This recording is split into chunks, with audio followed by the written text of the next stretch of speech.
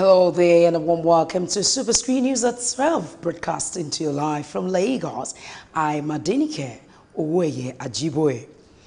The Muslims' Rights Murik has alleged that the National Assembly may have made changes in the 2018 appropriation bill as another way of getting at President Muhammadu Buhari.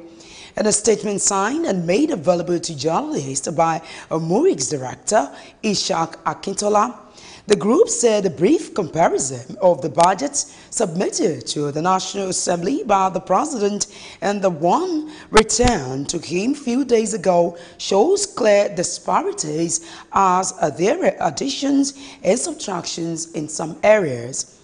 The Muslim group also said that with the reduction of a budgetary allocation on infrastructures by the lawmakers, it would be difficult for President Buhari to embark on projects that would convince Nigerians to vote him back in 2019. And as President Muhammadu Buhari signs the 2018 appropriation bill into law, a legal practitioner, Antonio Foyefton, has expressed his reservations on the passage of the budget.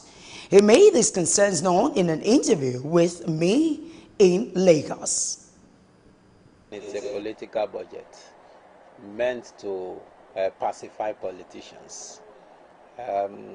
Basically, if the president had acknowledged that there are a lot of changes in contradiction to what he presented and what he expected, and he still went ahead to sign it, it simply means that he is just not at this point in time ready to draw any too much of battle with politicians at the National Assembly.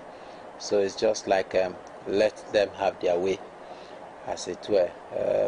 Don't forget that it's the same president that in 2016, 2017 had running battle with the National Assembly. Remember the era of budget padding and the like. Now today we don't know whether the budget has been padded or not. But the implication of saying that there are a lot of changes is also as good as saying that the budget has been padded. Yet you went ahead to sign it. It speaks volume. To me, as far as I'm concerned, it's a budget in anticipation of 2019.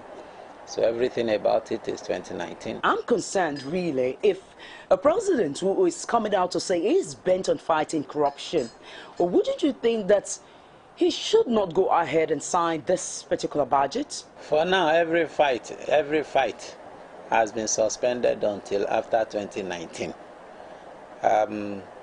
You know, when it comes to election and electioneering campaign, a lot of factors come to play.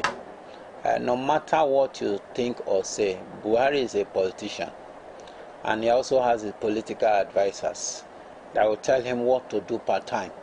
So every step he takes now, it's in anticipation of 2019. So the issue of fight against corruption, if you hear there are people that are convicted, it simply means that conviction would aid campaign.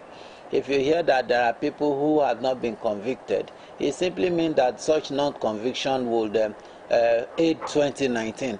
So whatever it is as it is now, you know, if you remember I said something at the wake of at the middle of this administration. Information at the ministry, Theodore Ogazechi, said the bridge which links Jalingo, the state capital, to Wukari and further into Benue State collapsed on Wednesday during a downpour in the area. Fashola directed the federal contractor on that access to mobilize immediately to the site and commence emergency remedial works in order to normalize the flow of traffic in the area. Now, Nigeria's public debt has risen by 4.5% to 22.7% in the first quarter of 2018, which is about 22.7 trillion naira higher. This was disclosed to journalists by the Debt Management Office in Abuja, DMO. The rise is due to increased domestic borrowing by state governments and increased foreign borrowing by the federal government. The increase came largely by the rise in the domestic debts of states in the Federal Capital Territory (FCT), as well as the $2.5 billion Eurobond issued in February 2018, whose proceeds were still being deployed to redeem maturing domestic debt. This is also coming along with quantum or 173% jump in the nation's debt servicing cost to 724 billion naira during the quarter under review. Figures show the implementation of the debt management strategy, which entails increase in the external debt stock through new external borrowings and the substitution of high-cost domestic debt with low-cost external debt. Still talking business news, the European Commission says retaliatory trade tariffs by European Union EU countries on a list of U.S. products have agreed in response to U.S. tariff hikes on steel and aluminium imports from Canada. From the beginning of June, the EU was hit by tariffs of 25% on steel and 10% on aluminium imports imposed by U.S. President Donald Trump, who justified the move on the grounds of national security. The EU retaliatory tariffs will initially target a list of U.S. goods worth 2.8 billion euros, most of which will be hit with import duties of 25%. Other countries hit by the U.S. tariffs have also retaliated, raising fears of a global trade war.